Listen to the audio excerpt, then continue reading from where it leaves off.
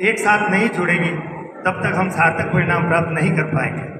लोक अधिकार मंच भी कई बार अधिकार के साथ कर्तव्य पर जागरूक रहने के लिए आपका आह्वान करता है, लेकिन लगता है कि इस देश में कर्तव्य परायणता की ओर लोग शिथिल होते जा रहे हैं।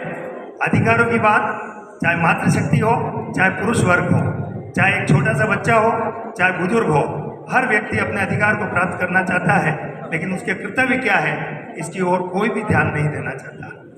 मैं अक्सर देखता हूँ कि एक चाय का कप जिसको आप बहुत व्यवस्थित तरीके से रख सकते हैं, लेकिन उसके बावजूद सफाई कर्मचारी के लिए सिरदर्द पैदा करते हैं कि वो जब कप के सड़क पर डाल देते हैं और वो सफाई कर्मचारी एक एक कप को बीनते परेशान हो जाता है। क्या कभी हमने उसकी उस पीड़ा को समझने की कोशिश की?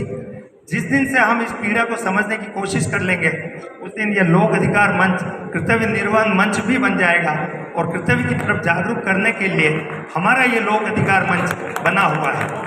मेरा विनम्र अनुरोध, एक छोटा सा किस्सा मैं कहना चाहूँगा कि एक विद्यालय में छुट्टियाँ पड़ी और छुट्टियों में सब बच्चों को दायित्व दिया गया कि आपको कोई न कोई सेवा का काम करके आना है। जब बच्चे वापस आए, गुरुजी ने पूछा, एक बालक से पूछा कि आपने क्या सेवा का काम किया?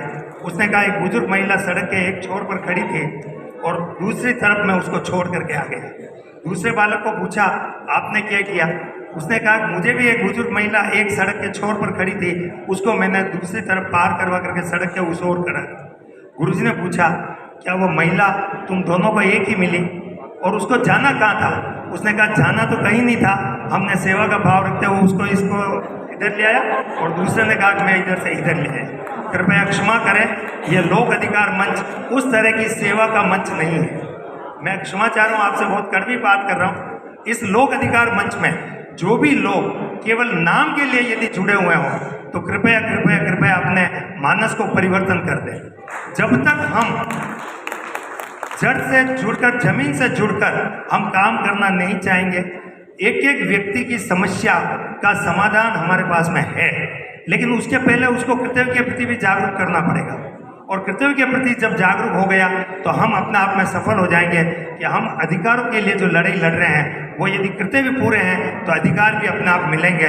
इस ओर हमें बहुत गंभीरता से ध्यान देना पड़ेगा। माना कि अंधेरा बहुत घना है पर दीप जलाना कहाँ मना है, और उस दीप जलाने के लिए आज पूरे देश भर से लोक अधिकार मंच के राष्ट्रीय अध्यक्ष माननीय संपत जी लड्डा साहब और इनकी पूरी टीम ने आप लोगों को यहाँ पर जो इकट्ठा किया वो निश्चित रूप से एक नया चिंतन देने के लिए इकट्ठा किया, न कि केवल राजसमंद में घूमने आने के लिए। तो आपको ये बहुत गंभीरता से सोचना पड़ेगा कि जो विचार लोक अधिकार मंच के हैं और जो मंच से जो विचार आए हैं उसमें हम अपनी सहभागिता किस रूप में निभा पाते हैं। यदि हमने अपनी जिम्मेदारी का सही निर्वहन कर लिया, हमने अपने कर्तव्य को सही ढंग से पालन कर लिया, तो ये राष्ट्रीय लोक अधिकार मंच की जो 25 साल की यात्रा है वो आगे आने वाले कई वर्षों तक अविस्मरणीय रहेगी, ऐसा मेरा मानना है। समय की मर्यादा के अनुरूप जय हिंद, जय भारत। बहुत बहुत